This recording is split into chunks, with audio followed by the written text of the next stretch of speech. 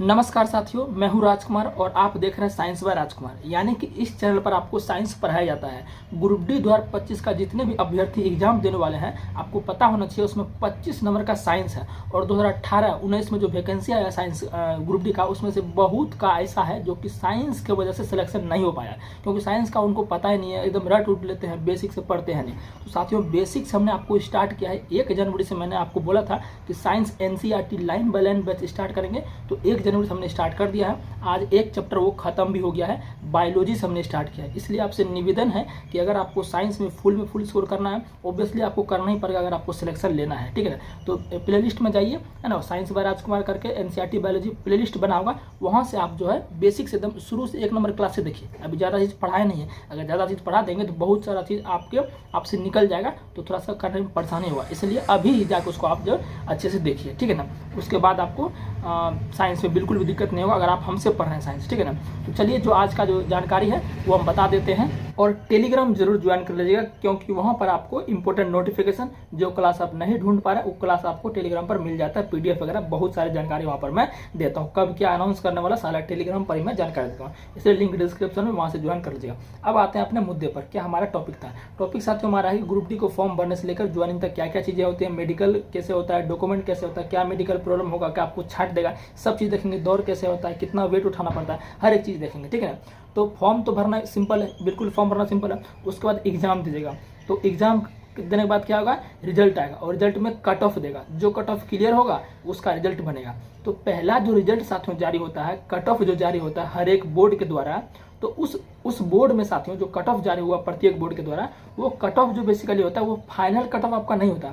यानी कि ऐसा नहीं है कि जो रिजल्ट आप पास करके ग्रुप डी वाला कट ऑफ क्लियर कर लिए, उससे आपका ये डिसाइड नहीं होगा कि आपका फाइनल सिलेक्शन हो ही जाएगा। वो कट ऑफ सिर्फ रहता है दौर के लिए। किसके रहता है? दौर के लिए। वो कट ऑफ जो जारी हुआ, इसका मतलब ये है कि आप दौर के लिए क्वालिफाई कर गए।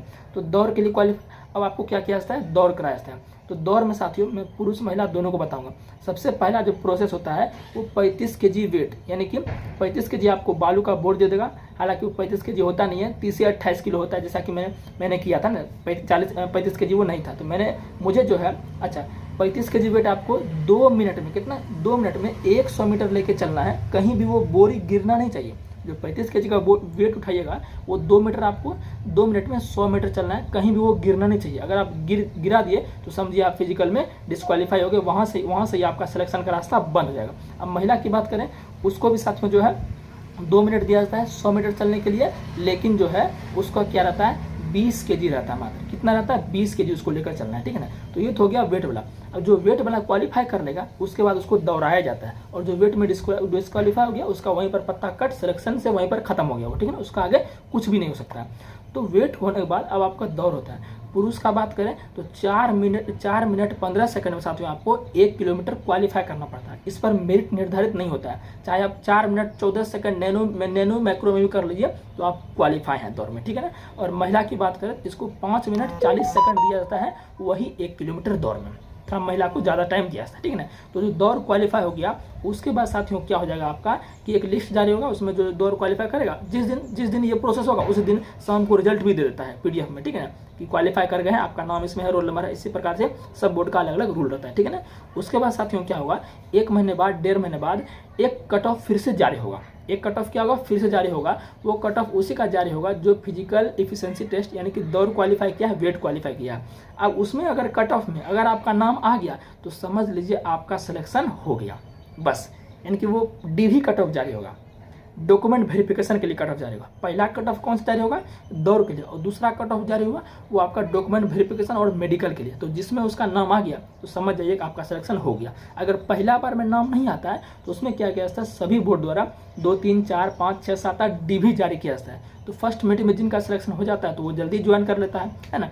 तो अब बात करते हैं कि DV में आपको कौन कौन सा, DV मतलब डॉक्यूमेंट वेरिफिकेशन, और ME मतलब मेडिकल एग्जामिनेशन। तो ये दोनों प्रोसेस एक ही दिन होता है। आपको डेट दिया जाएगा कि इस डेट में आपका जो है DV और मेडिकल है, यहाँ इस जगह पर है, ठीक है ना। जिस जोन में भरिएगा वहीं आपको बुलाया जाएगा, ठीक है। जैसे कोई अगर मुंबई भरेगा तो उसको मुंबई में ही किसी जगह पर बुलाया जाएगा, कोई दिल्ली भरेगा तो कहीं दिल्ली में भी किसी जगह उसको DV और मेडिकल के लिए बुलाया जाएगा, ठीक है ना। अब बात करते हैं कि DV में आपका डॉक्यूमेंट वेरिफिकेशन में क्या क्या चेक करता है। और क्या चीज़ नहीं होने से आपको छांट सकता है वो। देखिए सबसे पहले बात, क्योंकि जो ग्रुप डी आपका 10th लेवल, तो 10th का मार्कशीट चेक करेगा, 12th से इसको कोई मतलब नहीं, 12th का मार्कशीट आपका चेक नहीं करेगा, ये सिर्फ 10th का मार्कशीट चेक करेगा और 10th का जो मूल प्रमाण पत्र होता है वो आपका ये चेक करेगा। उसके बाद ये चेक करेगा कास्ट सर्टिफिकेट सेंट्रल फॉर्मेट में, कास्ट सर्टिफिकेट सेंट्रल फॉर्मेट में ये आपका चेक करेगा, जो कि भारत सरकार का होना चाहिए, ठीक है ना। जैसे आप कोई एससी है तो एससी का जो सेंट्रल फॉर्म में बनाएगा, ओबीसी है तो ओबीसी का बनाएगा, ठीक है ना, और ईडब्ल्यूएस है तो वो ईडब्ल्यूएस का सेंट्रल फॉर्मेट में कास्ट बनाएगा। ऐसा नहीं ब्लॉक और अनुमंडल लेवल पर नहीं चलेगा, वो आपको जो है सेंट्रल फॉर्मेट में बनाना है। अब सेंट्रल फॉर्मेट जो है आपका एसडीओ लेवल पर भी बन जाता है। समझ गए ना बात को। तो इसका एक अलग से वीडियो बना देंगे कैसे सेंट्रल फॉर्मेट बनाए। तो क्या क्या जरूरी है मैंने बता दिया आपको कि आपका क्या कहते हैं सेंट्रल फॉर्मेट में ईडब्ल्यूएस एससी एसटी ओबीसी जरूरी है, ठीक है ना। तो जिसका ये है तो उसको डॉक्यूमेंट में पास कर दिया जाता है। उसके बाद उसी दिन आपका जो है मेडिकल जांच होता है। अब मेडिकल में ही जो बहुत बड़ा चीज़ होता है, डॉक्यूमेंट में हो गया। अब डॉक्यूमेंट में क्या है कि अगर आपका कोई अक्षर थोड़ा सा मिस कर रहा है ना, आधार कार्ड में कुछ और है, डॉक्यूमेंट में कुछ और है, थोड़ा सा वर्ड मिस हो रहा है तो आपको वो प्रॉब्लम कर सकता है। तो बोलेगा आपको कि आपको समय देना है इतना दिन का, आप डॉक्यूमेंट को करेक्ट करवा के आइए, करेक्शन करवा के आइए, है ना। तो इसलिए डॉक्यूमेंट में आपका नाम बिल्कुल सही रहना चाहिए, आधार कार्ड में मार्कशीट में हर एक नाम, डेट ऑफ बर्थ, हर एक चीज़ सेम होना चाहिए, पिता का नाम भी सेम होना चाहिए। समझ की बात को ना। अब बात करते हैं मेडिकल एग्जामिनेशन। तो जिस दिन डीबी होगा उसी दिन आपका साथियों क्या होगा, मेडिकल एग्जामिनेशन होगा। मेडिकल में साथियों क्या क्या चेक करता है, सबसे पहले आपका ब्लड चेक करेगा। ब्लड में अगर शुगर आपको मिल गया तो आपको मेडिकल में वहाँ पर अनफिट कर देगा। क्योंकि मैंने अपनी आंखों से, मेरे साथ जब मेडिकल हुआ था उसको अनफिट किया था, जिनको ब्लड में शुगर पा गया तो उसको साथियों 2-3 महीने 3-4 महीने के बाद फिर उसको बुलाया, क्योंकि उस समय उसको टेम्पोररी अनफिट किया गया। फिर वो ब्लड शुगर ठीक करवा गया, फिर उसका बाद में सिलेक्शन हुआ। तो 6-7 महीना 8 महीना सालों भर लेट लग सकता है अगर प्रॉब्लम मेडिकल में आता है। ये बोर्ड पर डिपेंड करता है, ठीक है ना। तो ब्लड में शुगर पा गया तो प्रॉब्लम हो जाएगा, ठीक है ना।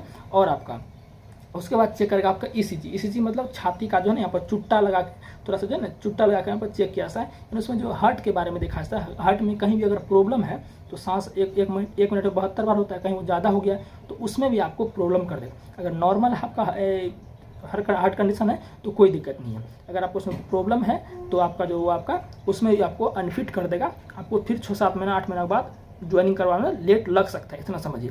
फिर उसके बाद साथियों आपका हो गया बीपी चेक करता है, ब्लड प्रेशर। तो ब्लड प्रेशर में हमने देखा है कि इसमें जल्दी किसी को अनफिट नहीं किया। अगर किसी का ब्लड प्रेशर ज़्यादा भी हो जाता है तो उसको 1-2 दिन का वहीं पर जहाँ मेडिकल हुआ वहीं पर समय देता है, क्योंकि ब्लड प्रेशर कोई ज़्यादा बड़ा बीमारी नहीं है। इसमें पानी पिया जाता है, माइंड को रिलैक्स रखता है, वहीं पर उसको ठीक करा लेता है, तो उसको ले लिया जाता है। ब्लड प्रेशर बारे में अगर प्रॉब्लम आता है, आपको पता है कि 120/80 होता है ना, सामान्य रक्तदाब, तो थोड़ा सा उससे ज़्यादा हो जाता है तो उसको उतना ज़्यादा प्रॉब्लम नहीं करता, उसको ले लेता है, ठीक है ना। बीपी वाले को ज़्यादा प्रॉब्लम नहीं करता है, लेकिन आपको 1-2 दिन वहीं समझ लेगा, लेकिन घर वो नहीं भेजता है, ठीक है ना। तो बीपी आपका हो गया।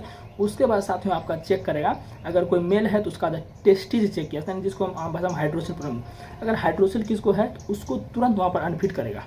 उसको क्या करेगा, तुरंत वहाँ पर अनफिट करेगा। और उसको भी साथियों जो ब्लड शुगर वाला प्रॉब्लम हो सेम उसको भी उसको बोलेगा ऑपरेशन जाकर आप करा के तभी आपको हम फिट करेंगे। तो इसमें आपका समय 1 साल 6-7-8 महीना वो आपका ले लेगा। तो हाइड्रोसिल अगर किसी को प्रॉब्लम है तो वो कृपया करके अभी इसको ठीक करा लेंगे तो आपके लिए बेटर होगा, नहीं तो उस समय प्रॉब्लम आपका हो सकता है, ठीक है ना। और फिर बात करें पाइल्स, जिसको बवासीर कहते हैं, पाइल्स आपको है तो उसमें आपको अनफिट करेगा, ठीक है ना। उसके बाद हम बात करें ब्लड, मैंने बीपी बता दिया, ईसीजी बता दिया और आपका हाँ ये सब तो बता ही दिया है ना। उसके बाद अब आता है आई, आँख आता है जो मेजर चीज़ है। इसी पर आपका साथियों मेडिकल स्टैंडर्ड डिसाइड होता है कि आँख के अनुसार आपको मेडिकल A2 मिलेगा, B2 मिलेगा, B3 मिलेगा, A3 मिलेगा, क्या मिलेगा, C1 मिलेगा, C2 क्या मिलेगा, ये आपका आँख पर ही डिसाइड होता है, ठीक है ना। तो आँख में साथियों बेसिकली आपका जो है 6/6 तो जल्दी ग्रुप डी में देता नहीं है। अगर आपका 6/6 है भी तो ग्रुप डी में आपको 6/6 नहीं देगा, है ना। आपको अगर आँख आपका ठीक ठाक है 6/9 भी है तो आपको A2 दिया जाएगा। A2 जिसमें पॉइंट्समैन तो मेरा A2 है तो पॉइंट्समैन के लिए A2 दिया जाता है, ठीक है ना। तो आँख में अगर किसी को प्रॉब्लम है तो वो अपने नियरेस्ट डॉक्टर से एक बार दिखा लीजिए कि मुझे अगर चश्मा आपका है, चश्मा भी आपको लगता है तो चश्मा भी वो आपका चश्मा सेट भी आपका मतलब मेडिकल क्वालिफाई आपको कर देगा। उसमें आपको चश्मा वाले को C मेडिकल वाला देता है, C1 में C2 C3 करके कुछ दे देगा, ठीक है ना। तो इस तरह से मेडिकल में आपका होता है, ठीक है ना। तो आँख में जल्दी किसी को नहीं प्रॉब्लम करता है। और आपका एक आता है कलर ब्लाइंडनेस आँख में, तो कलर ब्लाइंडनेस में थोड़ा सा प्रॉब्लम करेगा लेकिन फिर भी मैनेज उसका हो जाता है वहीं पर, ठीक है ना। तो उसके लिए चिंता आपको है नहीं। तो मेडिकल जो डिसाइड होगा आपका आँख से ही होगा। तो लगभग चीज़ मैंने बता दी। हाँ, अगर आपका साथियों कहीं कटा फटा है, जैसे मतलब हाथ पर कहीं किसी कटा था, है ना, कुछ भी अंगूठा किसी का देखे, क्योंकि मेरे साथ जो एक दोस्त का हुआ था, इसका क्या था कि अंगूठा थोड़ा सा यहाँ पर ये कटा हुआ था, बिल्कुल कटा हुआ था, घास काटने में उसका हो गया था, तो उसमें भी उसको प्रॉब्लम कर दिया था। बोला था नहीं इसका जो है, इसका हमें कुछ सर्टिफिकेट वगैरह दिखाओ, कहाँ इसको ठीक कराए थे, ये सब उसको मांगने लगता वहाँ पर। तो ये जगह जगह पर भी डिपेंड करता है। कोई डॉक्टर जहाँ पर होता है वो छोड़ता है, चलो कोई नहीं, इसमें क्या ही प्रॉब्लम है, लेकिन कहीं जगह प्रॉब्लम कर देता है, उसका सर्टिफिकेट वगैरह मांगना रहता है कि इसका कहाँ है, कहाँ तुम ठीक कराया था, उसको दिखाओ। तो इस सब चीज़ को थोड़ा सा कहीं कटा फटा है तो ये सब प्रॉब्लम करता है। हाँ, अगर कान के पर्दा में छेद है तो, क्योंकि सुनवाता भी आपको कान के पर्दा में अगर आप सुन नहीं पाते हैं, थोड़ा सा डिस्टेंस पर आपको बोलेगा आप कम से कम वहाँ पर जाइए, हम कुछ बोलेंगे, आपको उसको रिपीट करना है। तो इसमें अगर आप नहीं सुन पाते तो उसमें आपको प्रॉब्लम कर देगा। तो अगर आपके कान में पर्दा में छेद होगा तो भाई सिंपल सी बात है, उसमें अनफिट आपको करेगा, बोलेगा ऑपरेशन करा करिए, फिर से हम आपको लेंगे। समझ गए ना। और आँख अगर आपका दोनों ठीक है, लेकिन 1.5 बार आँख है, एक ये ऐसे है और एक ऐसे है, इसमें भी आपको अनफिट कर देगा, बोलेगा इसको जो बराबर करो, दोनों को बराबर करके आओ तब हम लेंगे। इस तरह से प्रॉब्लम हो सकता है। तो ये सब अगर आपको प्रॉब्लम है तो अभी आप इसका उपाय कर सकते हैं, ताकि आपको बाद में प्रॉब्लम ना हो। ठीक है ना। तो बस यही है, मेडिकल जिसका फिट हो गया, बस 2-3 महीने बाद उसको ज्वाइन करवा दिया जाता है। सिंपल बात है, ये होता है। तो उम्मीद है ये वीडियो आपको अच्छा लगा होगा। इस वीडियो को देखने के बाद आपको कोई स्पेशल वीडियो देखने का जरूरत नहीं है। ठीक है साथियों, तो मिलते हैं नेक्स्ट वीडियो में, बाकी क्लास वगैरह आप देखते रहिएगा।